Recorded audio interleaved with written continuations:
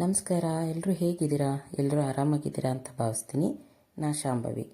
ನಾನು ಮೊನ್ನೆ ಕಡಲೆಬೇಳೆ ಯೂಸ್ ಮಾಡಿ ಒಬ್ಬಟ್ಟನ್ನ ಹೇಗೆ ಮಾಡೋದು ಅನ್ನೋದನ್ನು ವಿಡಿಯೋ ಅಪ್ಲೋಡ್ ಮಾಡಿದ್ದೀನಿ.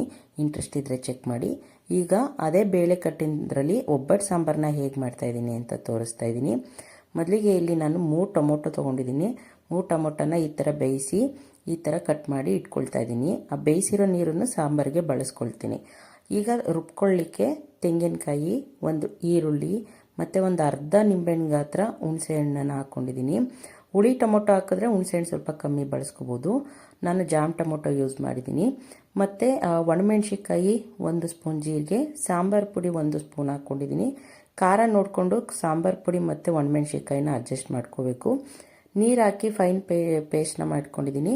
ಮತ್ತು ಈಗ ಅದು ಒಗ್ಗರಣೆ ಕೊಡಲಿಕ್ಕೆ 1 ಸ್ಪೂನ್ ಎಣ್ಣೆ, ಸಾಸಿವೆ, ಕರಿಬೇವಿನ ಸೊಪ್ಪು, ಇಂಗು, ಒಣಮೆಣ್ಸಿಕಾಯಿ ಹಾಕಿ ಅದು ಚೆನ್ನಾಗಿ ಸಿಡಿದ ಮೇಲೆ ನಾನು ಏನು ರುಬ್ಬಿಟ್ಕೊಂಡಿದ್ದೆ ಮಸಾಲ ಅದನ್ನು ಹಾಕಿ ಕನ್ಸಿಸ್ಟೆನ್ಸಿ ನೋಡಿಕೊಂಡು ನೀರು ಹಾಕ್ಕೊಳ್ತಾ ಇದ್ದೀನಿ.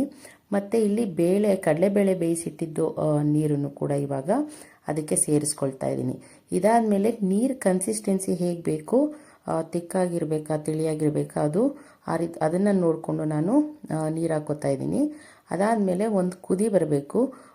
ಚೆನ್ನಾಗಿ ಮಳ್ಳದ ಮೇಲೆ ರುಚಿಗೆ ಎಷ್ಟು ಬೇಕು ಅಷ್ಟನ್ನ ಉಪ್ಪನ್ನ ಹಾಕಿ ಇನ್ನೊಂದು 10 ನಿಮಿಷ ಕುದಿಸಿದ್ರೆ ಸಾಕು. ತುಂಬ ಟೈಮ್ ಏನು ಹಿಡಿಯಲ್ಲ. ಇದು ಸಿಂಪಲ್ ಮೆಥಡು, ಬಟ್ ತುಂಬ ರುಚಿಯಾಗಿ ಬರುತ್ತೆ.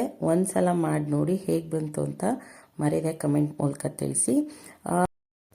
ವಿಡಿಯೋ ಇಷ್ಟ ಆದರೆ ಮರೀದೆ ಲೈಕ್ ಮಾಡಿ, ಶೇರ್ ಮಾಡಿ, ಮತ್ತು ಸಬ್ಸ್ಕ್ರೈಬ್ ಆಗಿಲ್ಲದಿರೋರು ಸಬ್ಸ್ಕ್ರೈಬ್ ಮಾಡ್ಕೊಳ್ಳಿ.